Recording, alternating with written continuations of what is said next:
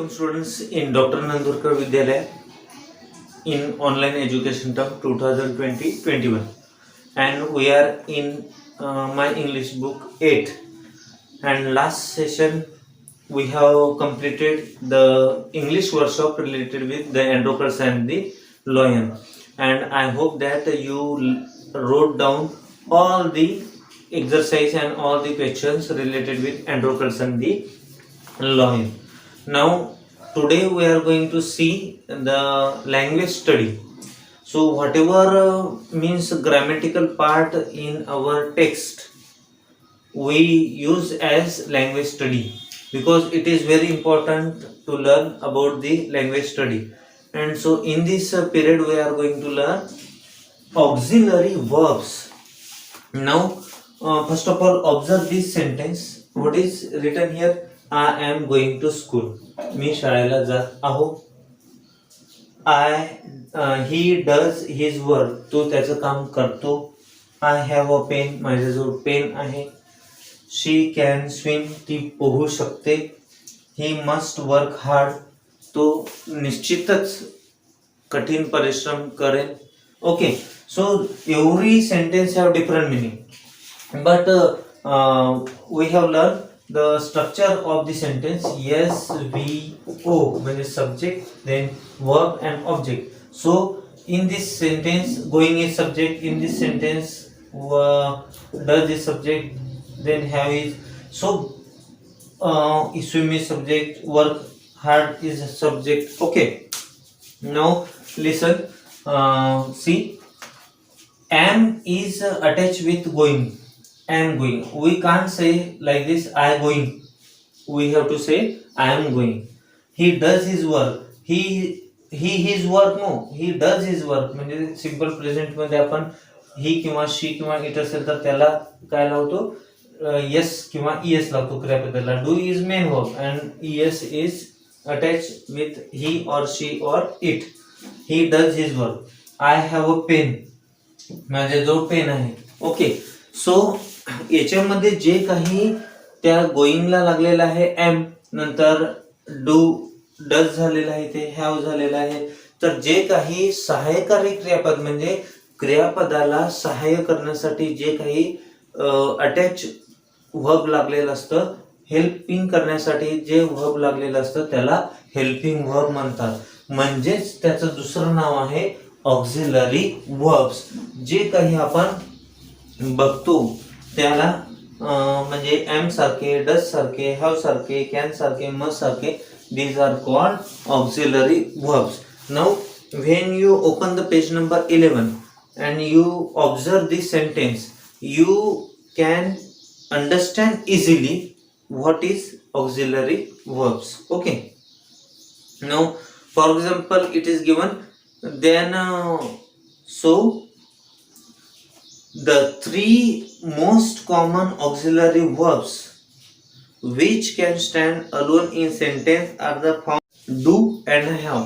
म्हणजे जे काही verbs आहेत ते तीन रूपात असतात. बी च्या रूपात, डू च्या रूपात आणि हॅव च्या रूपात. लक्षात घ्या, टू बी मीन्स असणे. सो बी च्या रूपात कोणते आहे मग? इज असतात, आर असतात, नंतर वॉज, वेअर, विल आणि shall be. Okay, will be, shall be. बी च्या रूपात असणार कोणते? एम, इज, आर हे प्रेझेंट टेन्स मधले, वॉज, वेअर हे पास्ट टेन्स मधले आणि विल बी, शाल बी हे फ्युचर टेन्स मधले राहणार. डू चे कोणते राहणार मग? डू बघितलंच आपण. नंतर जर ही किंवा शी किंवा इट असेल आणि सिंपल प्रेझेंट असेल तर आपण बघितलं की डज वापरतो आपण ऑक्झिलरी वर्ब. आणि थर्ड वन डीड. डीड म्हणजे वी टू म्हणजे पास्ट टेन्स मध्ये असेल तर. ओके, आणि हॅवच्या रूपात कोणतं राहणार? हॅज राहू शकतो आणि हॅड. लक्षात ठेवा, हॅव, हॅज, हॅड. हॅव हे प्लुरल साठी म्हणजे अनेक वचनासाठी हॅव आणि आय साठी हॅव.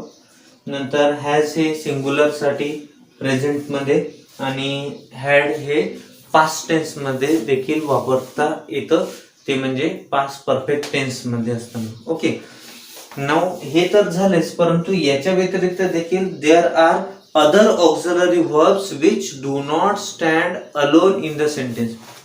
म्हणजे याच्या व्यतिरिक्त हे जे बीचे नंतर डूचं नंतर हॅवचं ऑक्झिलरी नंतर याच्यासोबतच इतर देखील ऑक्झिलरी आहे जे वाक्यात एकटे नसतात तर व्हर्ब्सला काय करण्यासाठी असतात ते सपोर्ट करण्यासाठी मुख्य क्रियापदाला सपोर्ट करण्यासाठी असतात and these are called modal auxiliary verbs. These are called modal auxiliary. मग मॉडल ऑक्झिलरी कोणते आहे?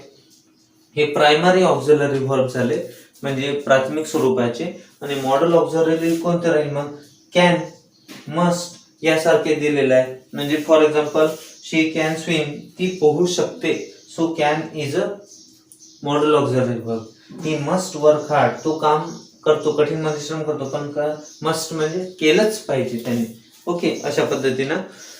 तर there are two type of auxiliary verb. First one is primary auxiliary verb and second one is modal auxiliary verb. Such type of. आता when we see some examples related with sentence, so you can identify the auxiliary verbs in the following sentence. लक्षात ठेवा auxiliary verb म्हणजे helping verb म्हणजे सहाय्यकारी क्रियापद. So do you know action word? Action word म्हणजे मुख्य क्रियापद. Okay. आता ऍक्शन वर्डला लागून म्हणजे त्याच्या आधी जो काही शब्द दिलेला असेल तर ते लक्षात ठेवायचं ते म्हणजे ऑक्झिलरी वर्ब. त्यालाच हेल्पिंग वर्ब असं म्हणतात. ठीक आहे. आणि हेल्पिंग वर्ब किंवा वाक्याची क्रिया पूर्ण होणार नाही. जसं आपण पहिल्या वाक्यामध्ये बघितलं की I am going to school. मी जर त्याला एमला हाईड केलं तर आय गोइंग टू स्कूल म्हणू शकणार का आपण? नाही म्हणू शकणार. ओके. म्हणजे आय एम गोइंग टू स्कूलच म्हणावं लागेल. आय वॉज गोइंग टू स्कूलच म्हणावं लागेल. I shall be going to स्कूलच म्हणावं लागेल. Did you understand? मग जे काही गोइंगच्या आधी आलेलं आहे त्याला ऑक्झिलरी वर्ब म्हणायचं. Okay. So there are how many types of verb? Two. Primary auxiliary verbs and modal auxiliary verbs. Okay. Now see some sentence given. 12 sentences are given on the page number 11 for language study. So take a pencil and underline which is the auxiliary verb in that sentence. First sentence is we have a holiday tomorrow. We have holiday tomorrow. उद्या आम्हाला सुट्टी राहील. सुट्टी आहे. मग कोणतं राहील? Sir which is have. Have is a auxiliary verb. Underline this have. Now second, Reena is injured badly. Reena is injured badly. So which is the auxiliary verb here? तुम्हाला सांगितलं की ती ओळखण्याचा अगदी सोपा उपाय तो म्हणजे मुख्य क्रियापद जो असतो मेन वर्ब जे असतं त्याच्या आधीच ते ऑक्झिलरी दिलेलं असतं. Main verb is injured and before that is a auxiliary verb. Now third, you must wear clean clothes. You must wear clean clothes. तू चांगले स्वच्छ कपडे घातलेच पाहिजे. So must is a auxiliary verb. So underline must. Now fourth, she should talk politely. She should talk politely. तिने नम्रपणे बोललं पाहिजे. So talk is a main verb and before main verb which word is should. So underline should. Should is a auxiliary verb. Now fifth, they did not help me. त्यांनी मला मदत केली नाही. Help is a main verb and before main verb which word is did. And so which is the auxiliary verb? Did. Now next. A big thorn had pierced the lion's toe. म्हणजे लॉयनच्या पंजामध्ये काय गेला होता? एक मोठा धारदार काटा गेला होता. तर ते म्हणजे आता बिग थॉर्न मीन्स काटा आणि म्हणून सो पियर्स मीन्स खुपसणे. So pierce is a main verb आणि मुख्य क्रियापदाच्या आधी येणारे शब्द म्हणजे auxiliary verb which is had. Underline had. Now 7, the lion was caged.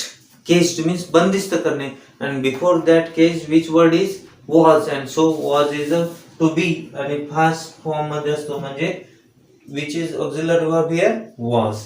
Now next, Androcles did not like his master. And like is a main verb, म्हणजे अँड्रोकसला त्याचा मालक बिलकुल आवडायचं नाही, कारण की तू खूप अमानुषपणे वागायचा म्हणून. So like is a main verb and before that main verb which is did. Did is auxiliary verb in past, म्हणून underline the did. 9th, they could not leave हिम. त्यांनी त्याला सोडलं नाही. सो विच इज त्यांना ते दे could not leave हिम, ते त्यांना सोडू शकले नाही. So leave is a main verb and before that main verb which word is could. Could is an auxiliary verb. Underline कुड.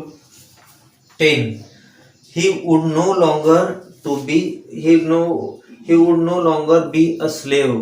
बी अ स्लेव म्हणजे ते कायम काय राहू शकले नाही, गुलाम राहणार नाही, असं एक अभिवचन दिलं होतं. कोणी की मालकाने अभिवचन दिलं होतं की अँड्रोकल्सला आणि लॉयनला आता कायम तुम्ही काय ठेवू नका, गुलाम म्हणून ठेवू नका, त्यांना सोडून द्या. So which is auxiliary verb here? Would. Okay. Now 11th example, the slaves were forced to work. आणि गुलामांना एकदम बंधन राहायचं की काम करण्याचा जो मालक म्हणून तो. Okay. So which is auxiliary here? Where is in past, to be. Okay. So where is auxiliary verb here. And last sentence is we should show kindness to animals. आपण प्राण्यांप्रती दया दाखवली पाहिजे. Should. Okay. So show is a main verb and before that show which word is precedent? Should means पाहिजे and पाहिजे is an auxiliary verb. So underline the word should. So friends, did you understand auxiliary verbs? How many types of auxiliary verbs? Primary auxiliary verbs and modal auxiliary verbs. Primary auxiliary verbs in the form of be, do and have, and modal auxiliary verb can, must, should, would, like this. Okay, so understand these auxiliary verbs and write down these sentence in your notebook and underline the auxiliary verbs. Okay, so have a best luck for your study. Have a good day. Saira. We will meet in next poem. Up to this, have a good day.